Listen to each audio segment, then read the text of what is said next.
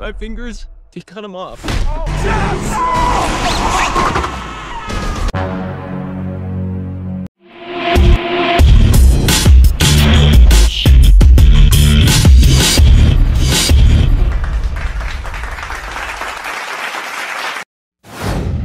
The Beekeeper. Film ini mengikuti kisah Adam Clay alias Jason Statham, yang tinggal di kota Oak Haven yang tenang.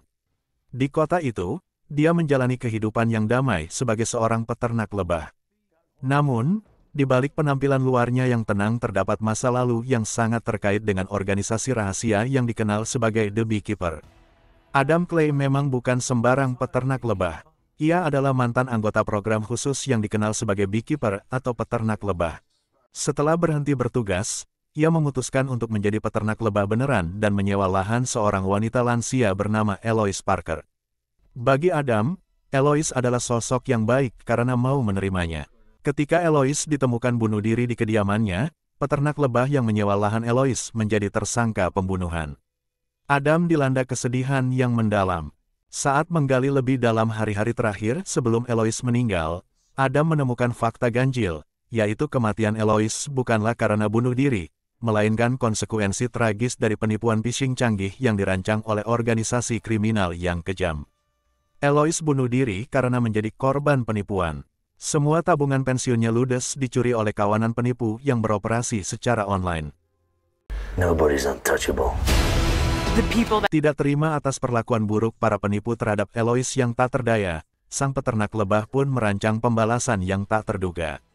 Dipicu oleh hasrat membara akan keadilan, Adam memulai upaya balas dendam. 1, 2, 3. Dia bertekad untuk mengungkap dalang di balik kematian Eloise.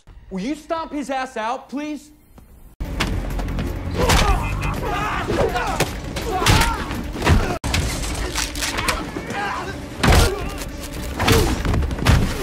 Dalam perkembangannya, ternyata kawanan penipu yang dihadapinya ternyata bukan sembarang kriminal.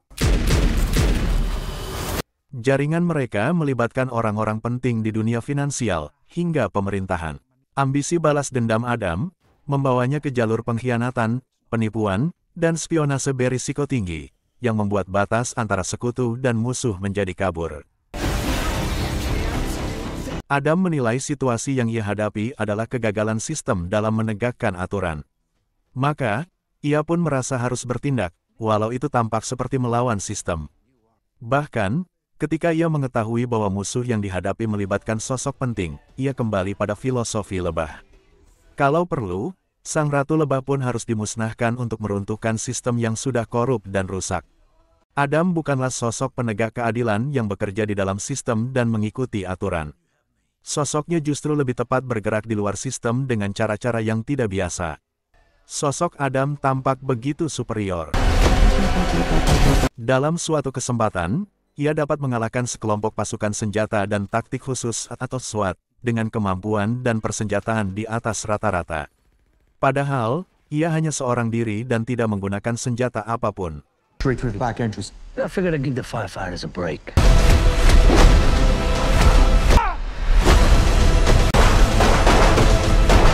Menariknya, anak Eloise sendiri, yaitu Verona, yang bertugas di FBI, turut memburu si peternak lebah.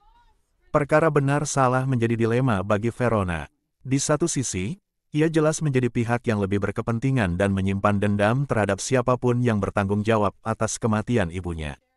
Ia seharusnya menikmati pembalasan dendam yang dilakukan Adam.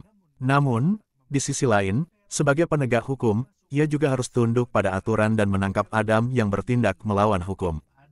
Tapi yang jelas, tidak ada yang bisa menghalangi Adam mengobrak-abrik sarang dalang pembunuh Eloise, yaitu seorang anak manja songong bernama Derek yang dilindungi ibunya yang kaya.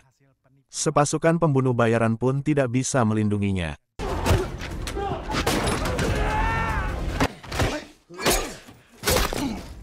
Tujuan Adam hanya satu, membunuh Derek. Bye, Mom.